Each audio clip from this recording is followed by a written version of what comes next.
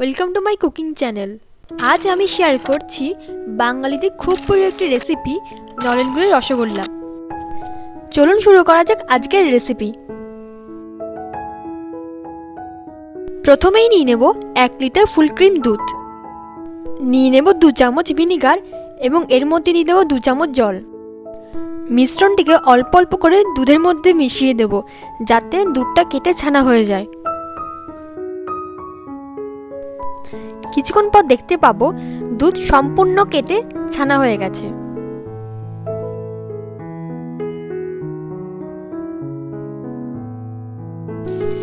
এরপর ছানাগুলোকে একটি পরিষ্কার পাতলা কাপড়ে ছেঁকে নেব।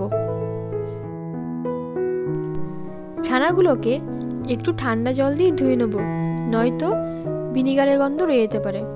এরপর ছানাটিকে 1 ঘন্টা ঝুলিয়ে রাখবো, যাতে ছানা থেকে সম্পূর্ণ জল ঝরে যায়।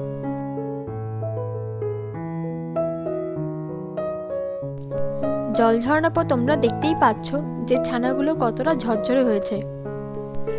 ছানার মধ্যে দিয়ে দেবো 1/2 চামচ ময়দা। ময়দার পরিমাণ বেশি দেব না, না হলে কিন্তু মিষ্টি শক্ত হয়ে যেতে পারে। দিয়ে দেবো 1 চামচ দুধ পাউডার। ছানাগুলোকে 5 থেকে 6 মিনিট ভালো করে মাখতে হবে। ছানা মাখার উপরে নির্ভর করে মিষ্টি কতটা ভালো হবে। ছানা যদি ঠিকঠাক মাখা না হয়, মিষ্টি কিন্তু ভেঙে যেতে পারে। ছানাগুলোকে মাখার পর একটি ডো তৈরি করে নিতে হবে।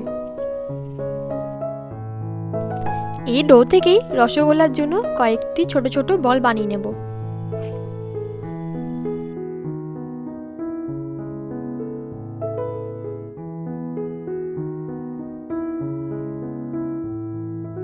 এরপর একটি কড়াইতে 1 লিটার জল নিয়ে নেব।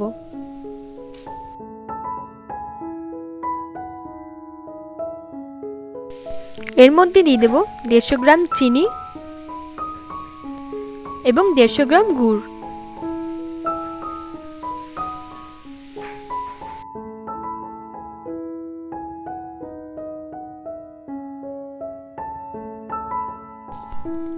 এরপর জল ফুটতে শুরু করলে এর মধ্যে দিয়ে দেব তৈরি করে রাখা ছানার বল।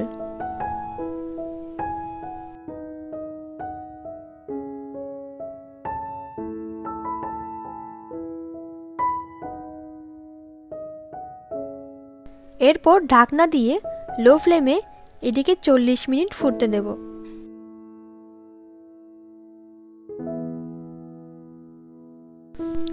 তৈরি হয়ে গেল আমাদের নলেন গুড়ের রসগোল্লা। ঠান্ডা হয়ে যাওয়ার পর রসগোল্লাগুলোকে আমরা পরিবেশন করতে পারি।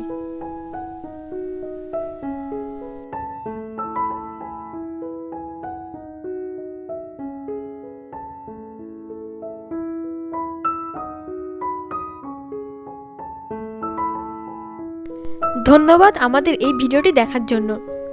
আরও নতুন নতুন রেসিপি পেতে চাইলে আমাদের চ্যানেলটি সাবস্ক্রাইব করুন।